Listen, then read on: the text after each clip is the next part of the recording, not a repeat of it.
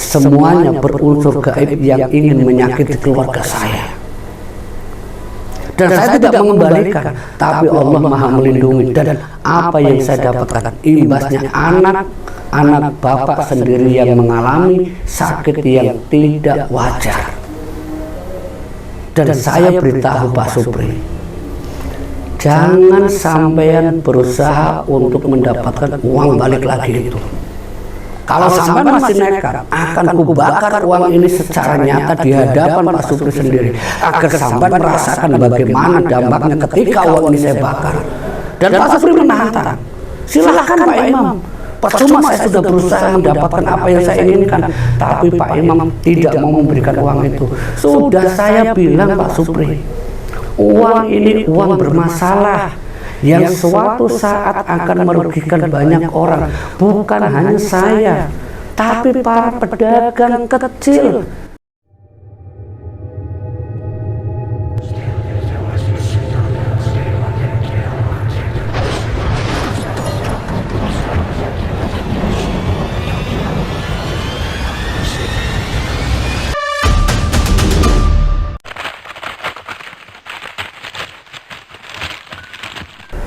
Bismillahirrahmanirrahim. Assalamualaikum warahmatullahi wabarakatuh. Jumpa lagi bersama saya Pak Ade di channel Lambereng. Seperti biasa, saya akan mencoba menceritakan kisah-kisah tentang misteri, horor ataupun pesugihan. Nah, di kesempatan kali ini di channel Lambereng ini saya akan mencoba menceritakan satu cerita tentang bagaimana ajal pelaku pesugihan uang bibit.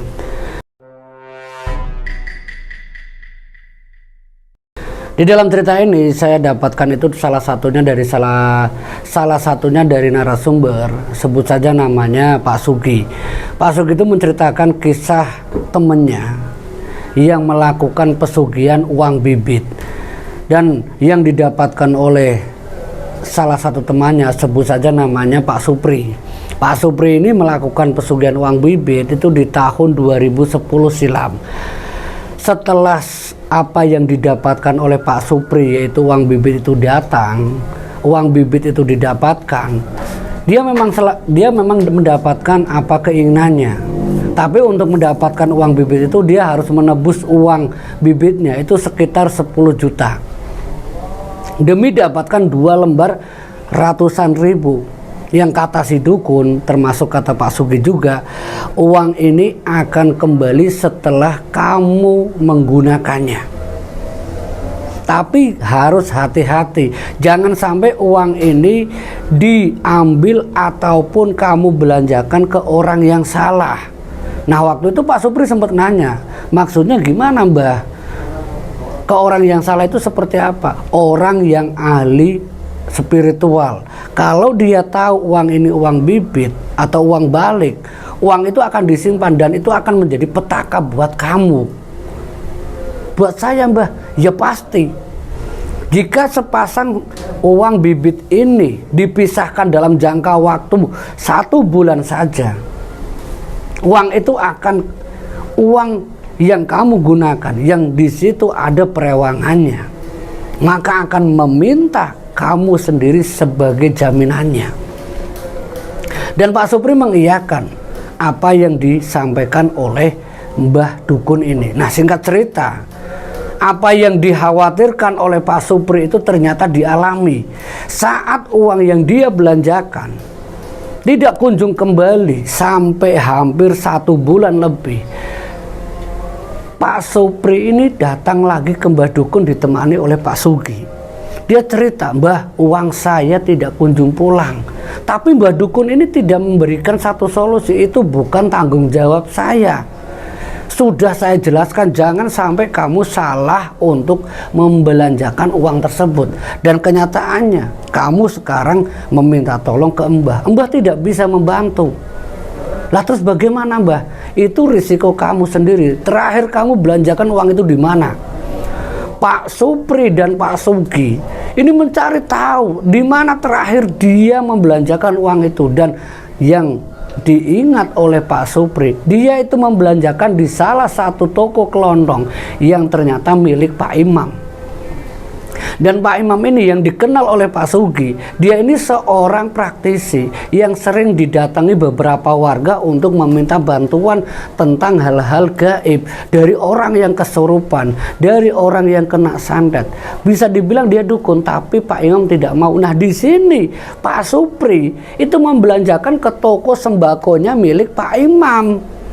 Itu awal mula petaka. Dan setelah Pak Supri mencoba menebus uang itu dengan jumlah yang tidak sedikit. Awalnya Pak Supri lewat istrinya, dia pura-pura mencari uang itu dengan cara menukar uang 50 ribuan untuk ditukar uang ratusan. Yang ditukar oleh istrinya, sebut saja namanya Mbak Isti. Mbak Isti ini dengan bawa uang pecahan 50 ribu itu sekitar 1 juta. Dia tukarkan di toko sembakonya Pak Imam yang di situ ada istrinya. Istrinya ini menukar, istrinya Pak Imam ini menerima apa yang dibawa oleh Mbak Isti. Uang lembaran 50 ribu yang totalnya ada 20 lembar ditukar dengan uang ratusan sekitar 10. Tapi sampai di rumah, uang itu bukan uang yang diinginkan oleh Pak Supri. Uang itu tidak ada yang namanya uang balik. Istrinya Pak Supri datang beberapa hari setelahnya dengan membawa uang itu nominal 2 juta. Tapi lagi-lagi tidak ada uang lembaran 100 ribu yang merupakan uang dari dukun, uang balik yang diinginkan oleh Pak Supri. Sampai Pak Supri ini datang langsung ke Pak Imam. Dia memohon dan meminta sama Pak Imam, "Pak, saya minta tolong, Bapak inginkan berapa agar uang dari saya itu dikembalikan?" Tapi jawaban Pak Imam apa? "Jika uang ini saya kembalikan," karena sudah tahu, karena Pak Imam sudah tahu kalau uang ini akan merugikan banyak orang, terutama para pedagang-pedagang kecil. Pak Imam nekat ambil risiko. Pak Imam nantang Pak Supri, "Saya tidak mau mengembalikan uang ini, dan terserah kamu Pak Supri, berapapun uang ini kamu tebus dengan nominal yang kamu bawa saat ini lebih dari 10 juta. Tapi demi 100 ribu ini uang bermasalah, saya tidak akan berikan ke Pak Supri." Camkan itu Pak Supri. Pak Supri mulai ketakutan karena yang dilawan ini Pak Imam seorang praktisi. Pak Supri ini meminta masukan dari Pak Sugi, dan Pak Sugi menjelaskan, "Kamu datang saja ke orang sakti, suruh nyantet Pak Imam, suruh siapa saja yang bisa untuk membuat Pak Imam itu menyerahkan uang balik itu." Dan itu pun dilakukan oleh Pak Supri dan istrinya. Dia mengundang beberapa orang sakti yang tujuannya ingin menyakiti Pak Imam dan keluarganya.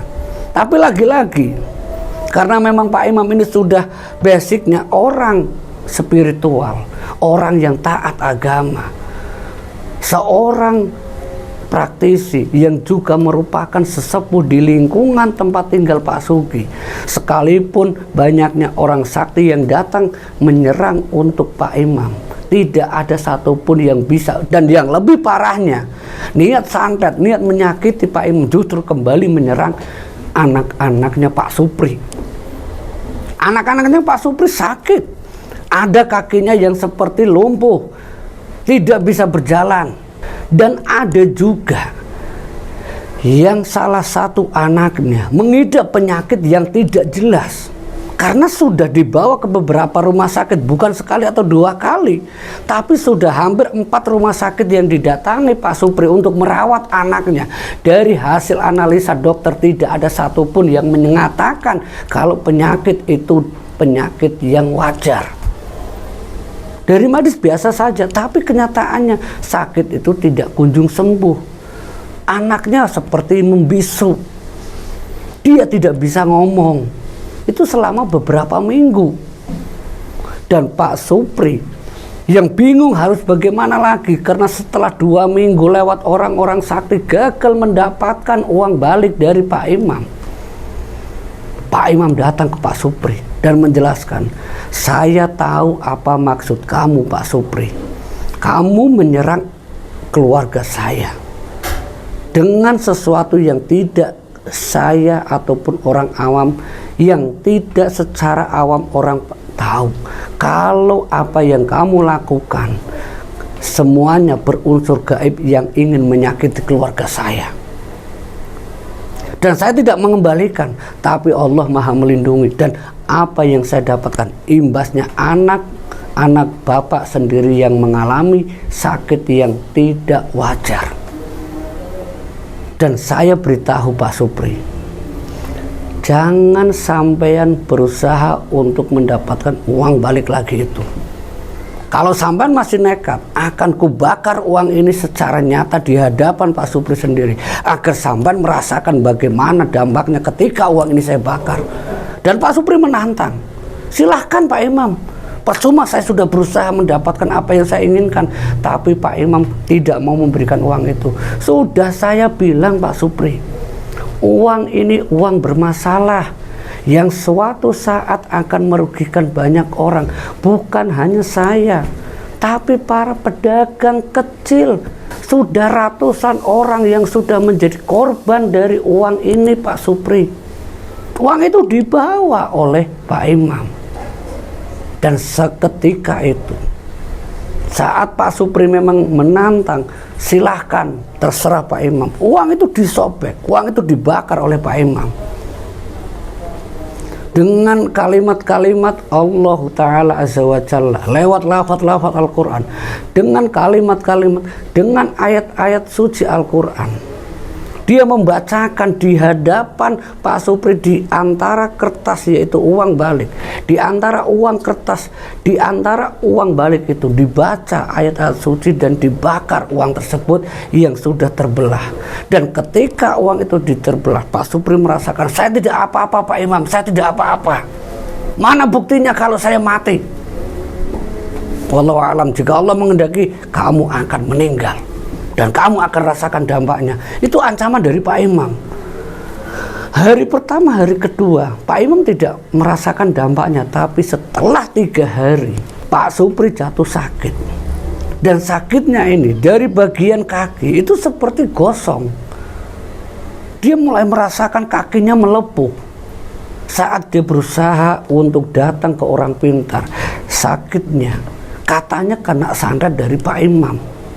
Tapi mencoba dikembalikan ke Pak Imam, justru malah berimbas ke bagian pahanya. Dan itu terus menerus sampai hampir 1 bulan lamanya usaha Pak Supri untuk menyembuhkan dirinya, bahkan lewat istrinya yang datang ke dukun yang pertama kali memberikan uang bibit.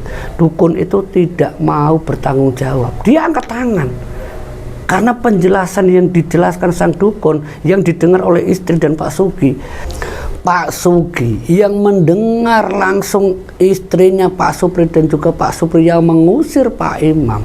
Pak Sugi mencoba untuk menengahi. Pak, Bu, sampean sadar, ini Pak Imam, dia pengen kalian itu bertobat. Kenapa kalian malah mengusir Pak Imam? Panas jawaban dari Pak Supri. Saya tidak mau mendengar apa yang dibacakan oleh Pak Imam. Usir Pak Imam sejauh mungkin. Usir Pak Imam. Usir Pak Imam dari rumah saya. Dan Pak Imam tidak bisa berbuat apa-apa, hanya berdoa semoga Allah memberikan pintu hidayah untuk Pak Supri dan istrinya. Karena ajal dari Pak Supri setelah ditinggalkan Pak Imam, dia merasakan tubuhnya itu sangat kepanasan setelah usaha Pak Imam meruqyah. Tapi pada kenyataannya sumpah janji dari Pak Supri dan istrinya yang membuat mereka tidak bisa melakukan tobatnya. Dan saat ajal itu datang, sosok perewangan yang ternyata dibalik uang bibit yang mereka simpan di dalam rumah, suasana rumah menjadi gemuruh.